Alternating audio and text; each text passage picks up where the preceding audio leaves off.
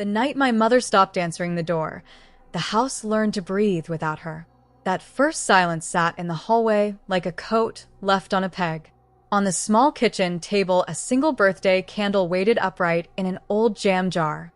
My father used to keep odd things in jars: buttons, coins, screws. He called them the house's memories. The candle was a memory we could not fix. I had planned to be elsewhere that evening. Plans, like promises, bend. The call came late. My sister's voice was thin. "There's an empty chair," she said. "You should come." So I came. The house smelled of lemon oil and old paper. The living room light was on, but faint. Family photographs lined the mantel. One showed my mother smiling in a blue chair with a cake and a single candle. The chair in the photo looked warm. The chair in the corner of the living room looked like a hollow where a person used to be. Empty chairs have weight. They collect the shape of absence. My sister had put a plate on the seat and folded a napkin beside it. She tied a ribbon to the arm as if dressing a person for company. We set the table slowly, as if the house might change its mind and return her. People at tables speak in rehearsed rounds. We listed birthdays past, silly traditions, small embarrassments. We did not mention the nights my mother sat and watched the road until dawn. We did not speak of the smell that sometimes came from the back room, sweet and like smoke. We kept to the safe memories. The candle watched. When the house grew quiet and the guests had left, my sister lifted the empty chair and placed it at the head of the table. "For her," she said. The words made a bridge of paper-thin sound. She sat opposite and folded her hands like someone out of practice. We held our breath as if breathing could summon something honest. "Make a wish," my nephew whispered, like a child reading directions. The candle bent its flame toward us. I thought of the last thing I had said to my mother. I thought of small regrets stacked like plates. I leaned forward and blew. The flame dipped and then steadied. It did not go out. Instead, it seemed to look at the chair and burn brighter. The light pooled on the seat like a small hand. The room leaned closer. The clock over the mantel slowed until its ticking sounded like a distant heart. At first, it was only a scent. Jasmine and soap, the perfume my mother always wore, slid out from the chair and across the room.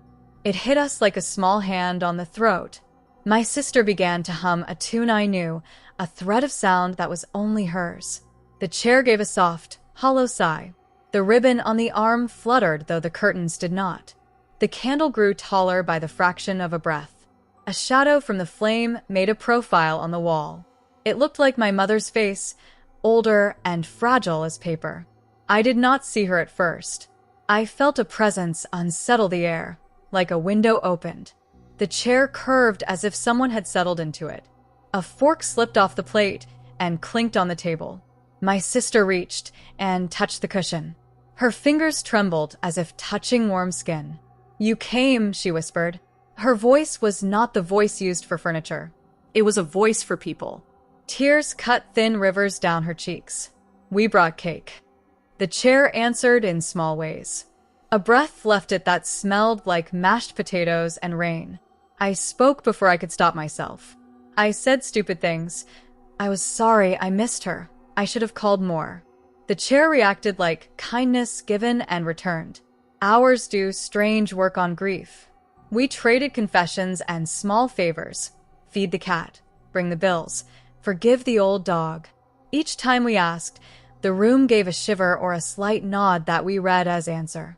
Once, a half-word hung in the air at the end of a sentence, and we shaped it into meaning the way children shape clay. When the candle burned very low, the house seemed satisfied. The photographs looked like photographs again. The clock resumed its gentle, honest ticking.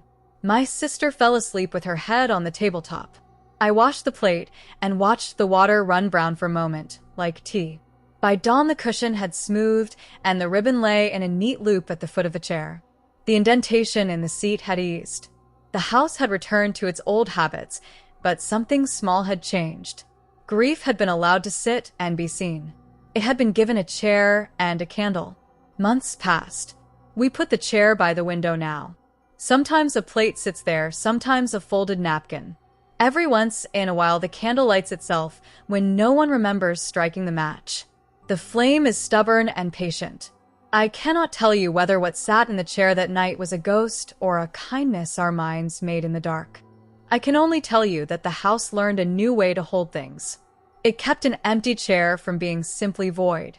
It gave us a small ritual that fit like a coat.